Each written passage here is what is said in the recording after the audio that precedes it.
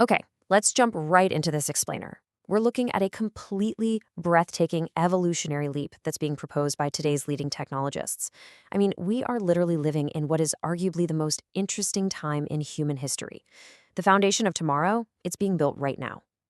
Today, we're taking a super optimistic look at human evolution and how the convergence of AI, robotics, and space technology is aiming to create a future of absolute sustainable abundance. So, what if traditional human labor became entirely optional? I know. That sounds like pure science fiction, right? But the people building the technologies of tomorrow, leaders like Elon Musk and NVIDIA's Jensen Huang, they actually believe this is our imminent reality. They're not just predicting a future where life gets a little bit easier, they are actively engineering a world where the whole concept of forced labor is completely redefined. To get a handle on this wildly ambitious vision, we're going to break it down step by step. First, the light of consciousness. Second, engineering sustainable abundance. Third, when work becomes optional. Fourth, powering the intelligence age. And finally, a multi-planetary future. All right, kicking things off with Section 1, the light of consciousness. To really grasp where we're going, we have to start with the philosophical stakes driving this whole massive technological push. Take this quote from Elon Musk. He says, "The image in my mind is of a tiny candle in a vast darkness, a tiny candle of consciousness that could easily go out." It perfectly captures the motivation here. Musk argues that we just have to assume human life and consciousness are incredibly rare. I mean, looking out at the universe right now, it might really just be us.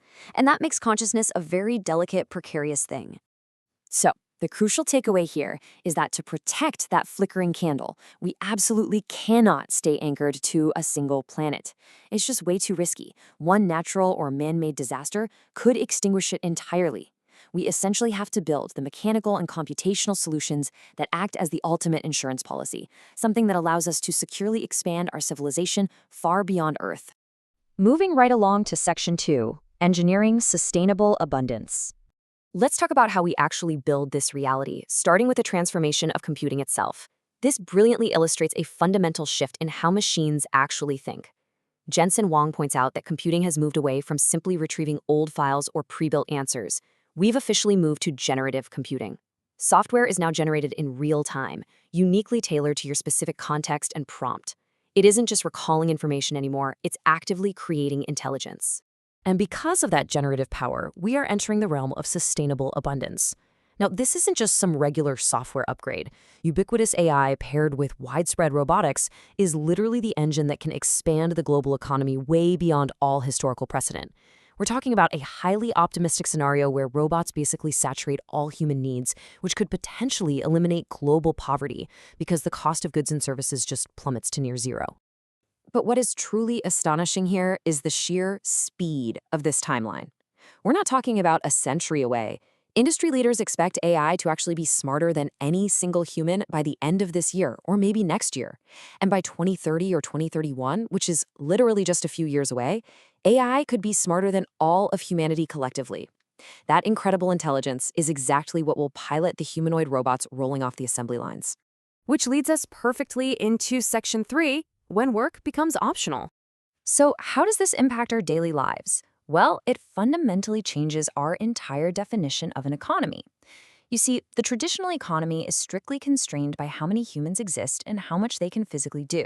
But a robotics economy, the output there is simply the average productivity per robot multiplied by the number of robots. Since we can manufacture billions of these robots, economic expansion becomes completely uncapped, no limits. So, what are these billions of robots actually going to do? They're going to step right into the most difficult, expensive labor gaps in our society. Just imagine having a highly reliable robotic proxy that can safely watch over your kids, care for your pets, or assist your elderly parents. Right now, elder care is incredibly expensive, and there just aren't enough young people to care for an aging population. Ubiquitous robotics basically solves this completely. The ultimate takeaway here is that work transitions from a pure necessity for survival into, well, a hobby. If a robot can fulfill all of your physical needs, you simply don't have to work to earn a living anymore. You can totally choose to work, much like people choose to play a sport or grow vegetables in their backyard, even though they can easily buy them at the grocery store. In this future, currency itself might even completely lose its relevance. Okay, let's look at Section 4, Powering the Intelligence Age.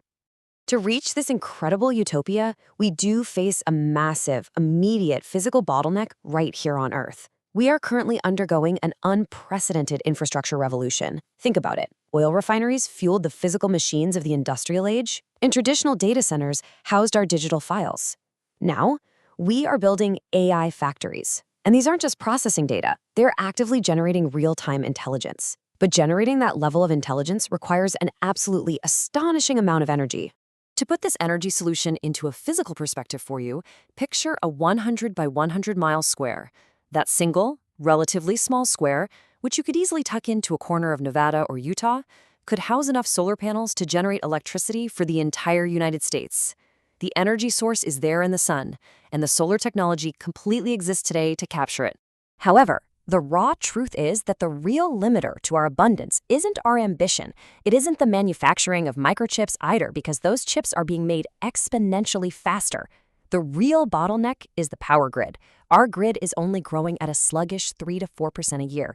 We literally just cannot turn on all the AI factories we want to build right now because we simply lack the electrical power. And that brings us to Section 5, a multi-planetary future. Here is the ultimate grand-scale solution for powering humanity's next evolutionary phase. If we can't build it all on Earth, we have to look up. Within just a few short years, the absolute cheapest place to run a massive AI data center will actually be in deep space. Space offers 5 times more effective solar energy generation. Why? Well, there's no weather, there's no atmosphere blocking the light, and there's absolutely no nighttime. It is literally always sunny. Plus, deep space sits at 3 degrees Kelvin. That's nearly absolute zero, which offers basically free, limitless cooling for these massive AI supercomputers. Now, building data centers in space was totally economically impossible until right about now. For decades, we used throwaway rockets. That's literally like throwing away a 747 jet after a single flight, but fully reusable rockets completely change the math. By only paying for the fuel, the cost of accessing space drops by a factor of 100. We're looking at costs under $100 a pound, making massive space infrastructure totally financially viable. And once we go to space, we gain access to the ultimate battery. The sun represents 99.8% of the mass of our entire solar system. As humanity pushes to become a Kardashev Type 2 civilization, meaning one capable of harnessing the full power of its local star, we realize that the sun provides functionally infinite energy compared to what our tiny little planet can offer. The coolest part, we are already seeing glimpses of this abundance right down to the biological level. AI is currently being used to accelerate real-world scientific breakthroughs. Innovators are using accelerated computing to create advanced metal organic frameworks that can literally capture water straight out of the air. They're designing nanorobots, just nanometers wide, to perform gene editing and tackle conditions like sickle cell disease. AI is actively making us healthier and more resilient as we speak. Which leaves us with one final, super profound question to consider. The technologies we've explored today are moving at absolute breakneck speed. As AI and robotics step up to solve the physical constraints of our world, basically taking on the burden of our survival and our labor, we are going to be left with an unbelievable amount of freedom.